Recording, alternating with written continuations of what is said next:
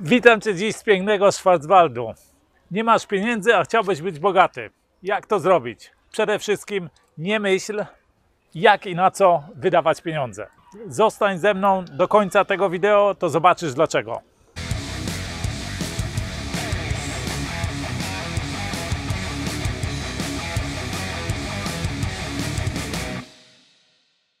Często spotykam się na YouTubie i nie tylko, w różnych książkach, w różnych poradnikach, w różnych artykułach z takimi radami różnych ekspertów, różnych gurus, żeby oszczędzać pieniądze, żeby liczyć się z każdym groszem, żeby nie pić latte za 15 zł. Ci eksperci używają często stwierdzenia: nie stać się, więc nie wydawaj.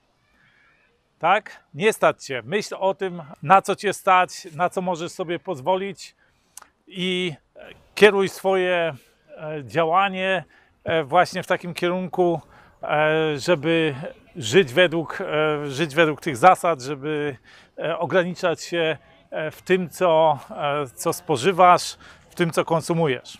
I o ile rzeczywiście bardzo ważnym jest, żeby wydawać mniej niż się zarabia, czy mniej pieniędzy niż się robi tych pieniędzy, o ile ważnym jest, żeby tworzyć, a nie konsumować, to właśnie myślenie w takich kategoriach, na co mnie stać, to jest myślenie ludzi biednych.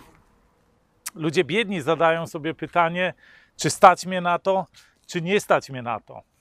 Ludzie biedni czekają na jakieś tam spełnienie swoich marzeń o markowych przedmiotach luksusowych, o materialnych zachcianek, czy ich materialnych marzeń, tak? Że jak będę miał 20 parę lat, jak będę miał 30 lat, to kupię sobie takie lub inne okulary, albo to kupię sobie jakiegoś markowego t-shirta, czy nie wiem, pasek Gucci, tak?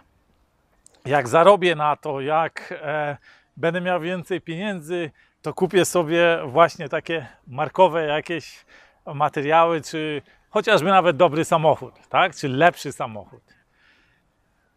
I powiem Wam, że to jest właśnie myślenie ludzi biednych. Tak myślą ludzie biedni.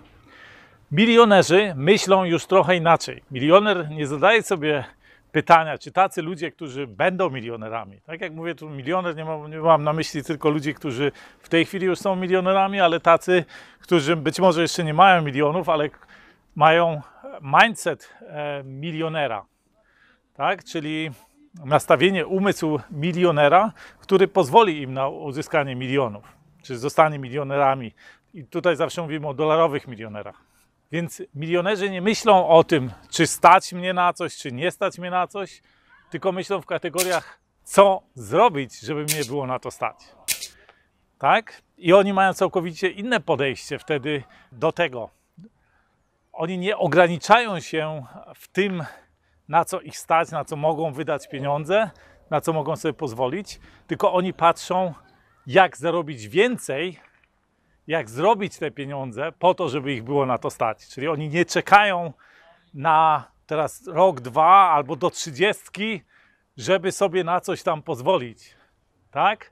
Tylko oni podejmują działanie po to, żeby zrobić tyle pieniędzy, żeby ich na to było stać jak najszybciej. Notabene, jeśli myślisz, że mając przeciętną płacę albo mając normalną pracę, zostaniesz dolarowym milionerem poprzez oszczędzanie, to się bardzo mylisz. Żeby zostać dolarowym milionerem, musisz być albo przedsiębiorcą, albo być wysoce wykwalifikowanym specjalistą, to wtedy masz szansę na to, żeby poprzez oszczędzanie odłożyć tyle, żeby zostać milionerem. Milionerem nie zostaniesz w ten sposób. Jeśli chcesz być milionerem, to zastanów się, jak zarabiać więcej, jak robić więcej pieniędzy. To musisz patrzeć, jak zwiększyć swoje dochody, a nie koncentrować się na tym, jak zmniejszyć swoje wydatki. Dopiero po osiągnięciu odpowiednich przychodów jest szansa na to, żebyś został dolarowym milionerem. I jeśli to jest Twój cel, to wtedy to jest sensem oczywiście optymalizować Twoje wydatki. Ale taki przeciętny milioner w dalszym ciągu ma to podejście konsumpcyjne. To oznacza, że on ma jakieś materialne marzenia. Czyli, że chciałby coś mieć.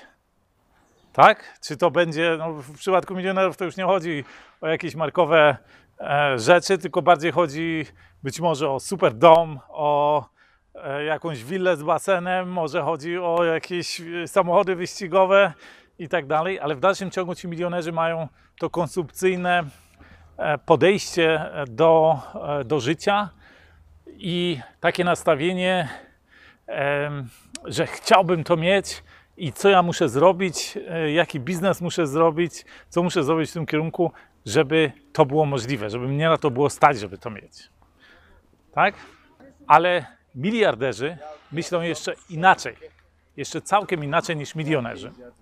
Miliardera nie kręci to, co on może mieć, tylko bardziej kręci to, co on może stworzyć, co może zrobić. Czyli w przypadku miliarderów nie chodzi o to, co on osobiście w swoim życiu może ulepszyć, jaki luksus on może stworzyć. To po prostu go nie interesuje. To nie jest jakby w zasięgu jego myśli.